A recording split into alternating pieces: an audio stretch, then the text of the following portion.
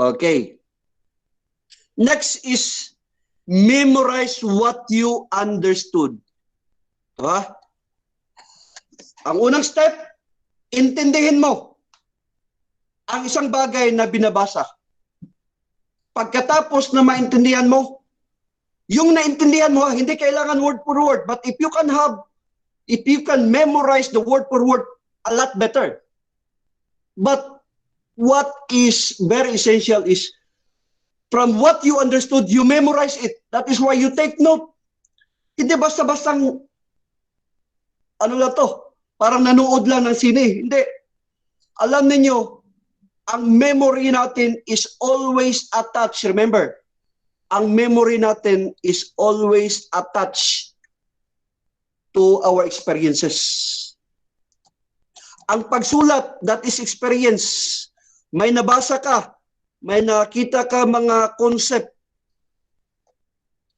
Kung isinulat mo yun, yung summary nun, yung salient points yun, nun, sinulat mo, that is experience. No wonder why there is a saying, experience is said to be the best teacher. Because you can well remember, you can well apply things that you have experienced before. So, best teacher siya ang masasabi natin. Kaya, do not just read, do not just glance at a particular concept. You write it down. Wag yung highlight, wala yan. Importante, you write it down. Write down the salient points. If you have that habit, I am sure you will really top the board examinations. After all, that's what I've done when I prepared for the board exams. Well, everything in this presentation were all drawn from my own experiences. So, trust me. And for the record, people, basta ang examination, MCQ, multiple choice question, wala pang examinations na hindi ko napasar. I pass all MCQ questions kasi I prepared a lot. And of course, later on, we will discuss about techniques of answering multiple choice question. Couple your mental note-taking. Ito yung sinasabi ko. Dagdagan daw, no? Haluan. Yun ang couple. Couple your mental note-taking. Yung mga pagbasa mo, no, na i-take note mo mentally. Mental note-taking of your readings with mechanical note-taking. Ano yung mechanical note-taking? Ang pagsulat. That is by writing. Jot down. No? Isulat.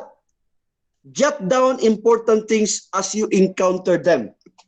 Huwag yung sabihin, maintindihan ko na to, matandaan ko na to. No. Highlight mo lang. Para at least kung makita ko ulit, i-browse ko, doon na lang ako sa highlight. No. You have to write it down. You have to have a separate notebook per subject. And that notebook is just for your own personal notes. Magamit nyo yan pagdating ng araw.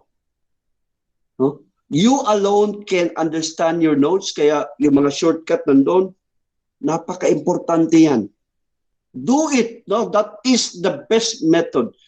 Science has it, no, people, ito. Mayroong study. Ganito. Dalawang klase. Unknown to this group of people, there are 100 students under the same instructor. That is a study in the US, somewhere in the US. Unknown to these people, hindi nila alam na there was a study conducted upon them. Hindi pinaalam sa kanila. May mga estudyante na habang nagle-lecture ang instructor, nagsusulat, nagja-jot down. Meron ding mga estudyante na napaka-high-tech nila, gamit lang nila ang laptop, kapag may sinasabi instructor, may sinusulat sa board, tinatype nila. No? May mga ibang estudyante din na nakinood lang. No? Parang nanood ng sine. Doing nothing. Okay. After several months passed, alam nyo ba kung anong grupo ang may pinakamataas na scores in the quizzes and then the examinations? Walang iba kundi yung nasusulat. Yung tinatawag na pen and paper.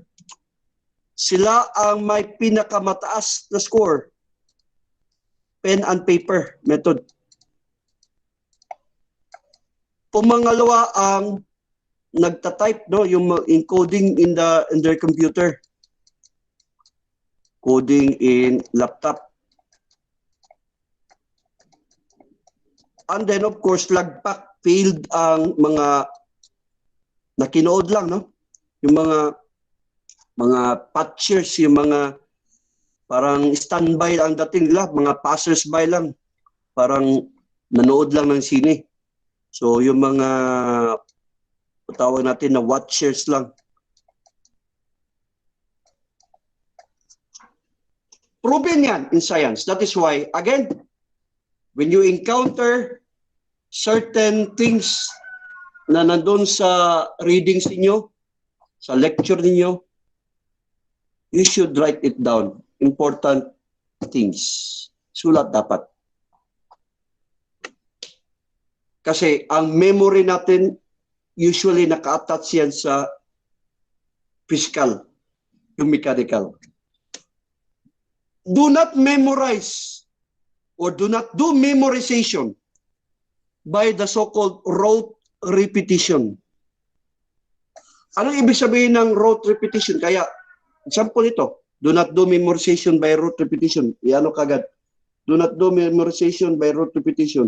Do not do memorization by rote repetition. That is rote repetition.